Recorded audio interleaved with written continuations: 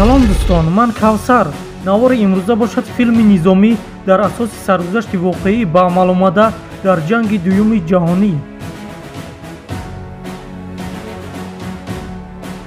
филм саргузашти фарзандони занеро нақл мекунад ки ба хотири ҳимоя аз сарзамин 4 фарзанди ӯ ба ҷанг рафтаанд ва баъди ҳалоки 3 фарзанди зан дар ҷанг низомиён мехоҳанд фарзанди чоруми ӯро сиҳату саломат ба наздаш баргардонанд.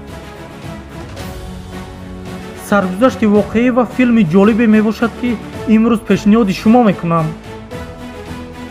пас як лаҳза таваққуф карда, обуна шуда, дар навор лайк монда, дар поёни ҳамин навор комментария мемонем.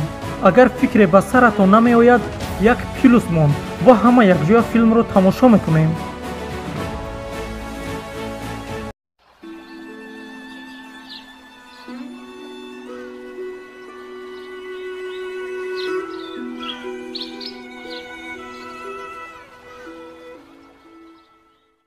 филм бо нишон додани саҳнае ки марди пиронсол ба қабристони сарбозони амрико ба франсия нормандия рафта ба хотири сарбозони ҳалокшуда гирия карда лаҳзаи ҷангро ба хотир меорад, оғоз мешавад.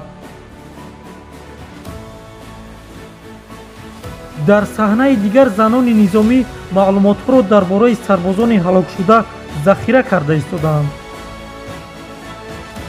зане ҳангоми захираи маълумоти санади марги сарбозон ногаҳон ба номи 4 бародари бо як насаб дар ҷанг буда рӯбарӯ мешавад ки аллакай 3 нафари онҳо дар ҷанг ҳалок шудаанд. ин хабар то боло рафта мерасад. ҳамаи онҳо бародари аз як хун мебошанд. Все они братья, сэр.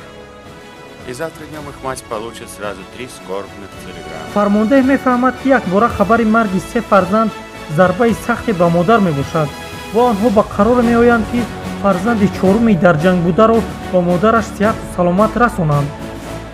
фармондеҳ фармон медиҳад ки афсарони бо таҷрибаро ба ҷустуҷӯи фарзанди чоруми ҳамон модар фиристанд. лек дар муайян кардани макони фарзанди зиндамондаи зан бо номи Раян мушкилӣ мебошад, зеро Раян дар нерӯҳои десантӣ хизмат мекунад.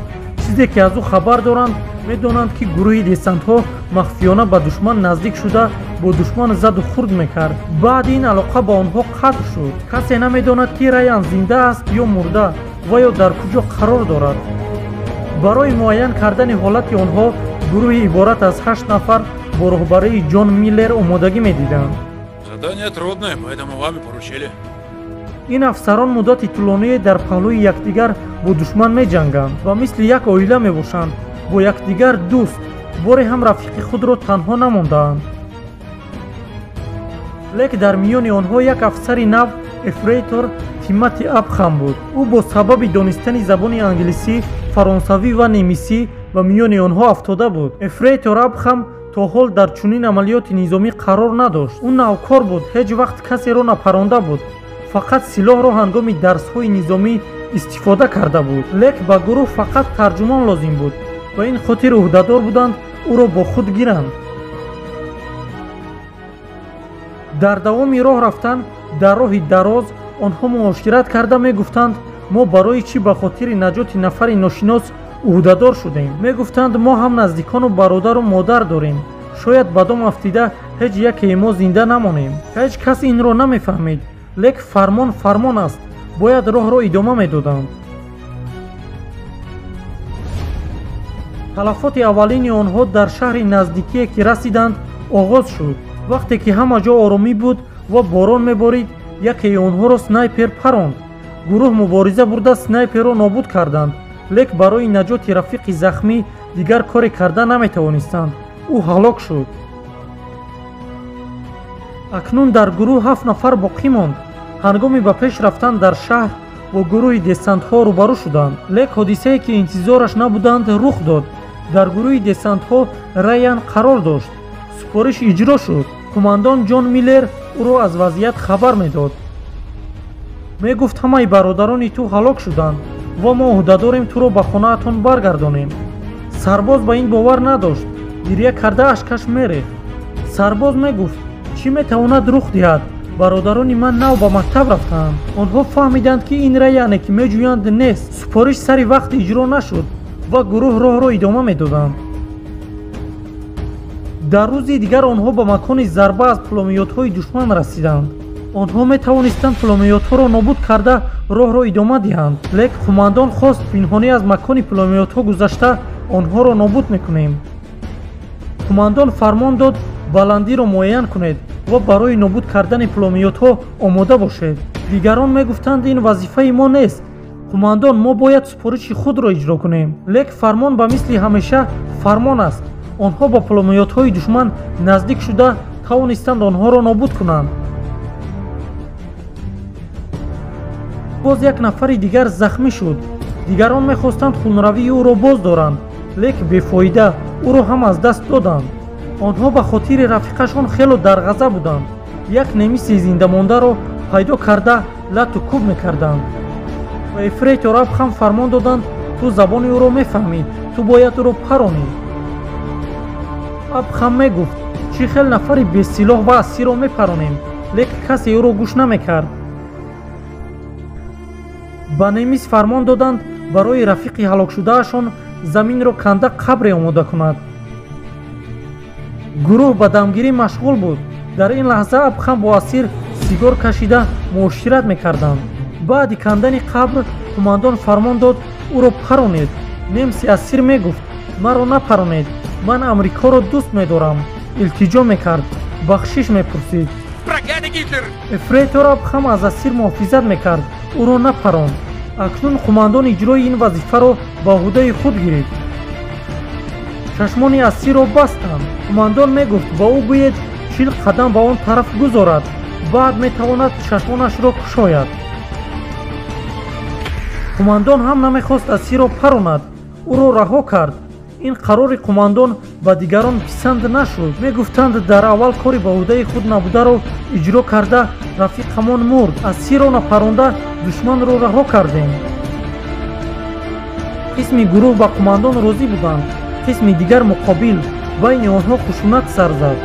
ҷон миллер мегуфт: ман дигар қувваи сарҷамъ кардани шуморо надорам. худатон фикр карда қарори худро бароред. касе ки намехоҳад бигузор равад куҷое ки мехоҳад.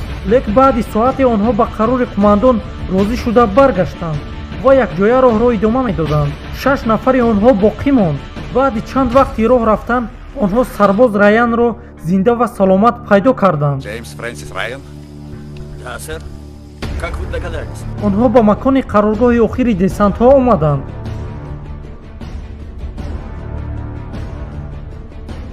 қумандон ба Раян вазъиятро гуфта мегуфт бояд туро баргардонем, лекин мегуфт ман рафиқонамро танҳо монда бо шумо намеравам ва то омадани кӯмак ҳамин ҷо мемонам. Из-за тебя мы лишились двоих парней, понял? қумандон Ҷон Миллер ба қароре омад ки то омадани дигар нафарон ин ҷо монда бо душман меҷангем. омодагиро дида ҳама ҷои худро гирифта душманро интизор буданд. шумораи немисҳо хело зиёд ва бо танкҳо наздик шуданд. онҳо бо душман заду хурд мекарданд. Абхам қувваи тирпаронӣ надошт ва бояд тирҳоро ба дигарон мерасонд. дар яке аз чунин супоришҳо бо немисҳо дучор шуд. немисҳо рост ба сӯи рафиқонаш мерафтанд. ӯ аз тарс коре накарда гузошт онҳо ба сӯи рафиқонаш раванд. немисҳо дар пеши чашмаш ду рафиқашро куштанд. Абхам аз тарс ларзида коре намекард. немс аз наздаш гузашта ба ӯ чизе накарда рафт. ҷанг ба муқобили душман идома дошт, лек муҳофизон ҳама ҳалок шуданд. нафарони зиёде мурда ва қисме захмӣ шуда буданд. ин поёни кори онҳо буд. душман ба сӯи онҳо ҳуҷум мекард. дигар бо чизе онҳоро боз дошта наметавонистанд. қумандон захмӣ буд, лек ӯ ҳама вақт мубориза мебурд. ӯ бо тапонча тавонист танки душманро нобуд кунад. кӯмак расида шаҳрро ҳимоя карданд. немисҳо гурехтанд. аз гурӯҳи капитан танҳо 2 нафар зинда монд ки яке онҳо ефрейтор Абхам буд.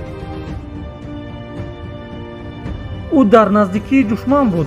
ӯ тарсашро дур карда дар муқобили душманон баромад. асире ки раҳо карда буданд дар он ҷо буд.